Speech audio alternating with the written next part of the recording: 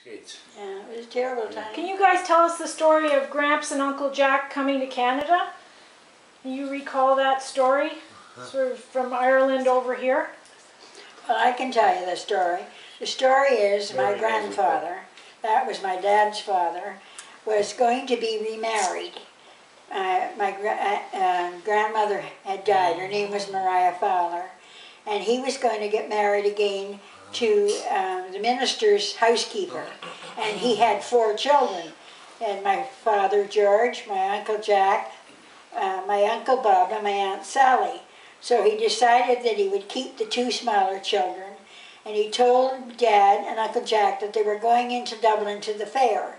And when they got into Dublin, he spotted the home for the orphans. And that's where they took them and left them.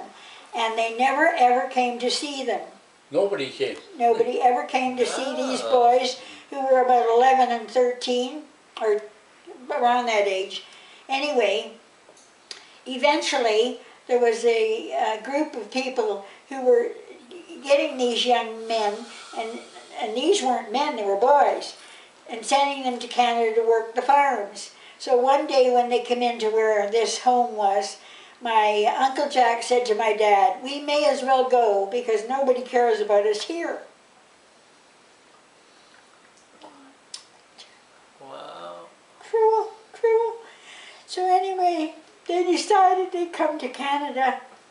And they were 12 and 14 when they arrived in Canada. 1907, wasn't it, George? Yeah. 1907. And No, nobody. they were separated. Dad was sent one place and Uncle Jack was sent another. And it was a whole year before they met up again. And they were very badly treated. My father said that one year you would get maybe £1 at the end of a whole year of working. You would be fed. And you would be housed, but you wouldn't be in a bedroom. You might be in the barn. But at the end of a year, you should have got the £1. They never paid my father. Worked a whole year for nothing. Oh. So I don't know how eventually they got away from there. I guess they got older and they could leave. They got older. But Dad said that the times were very, very tough. I think he was on 3 different farms, and finally he landed with a farm where they treated him like a human being. So that was basically their story. Pretty good.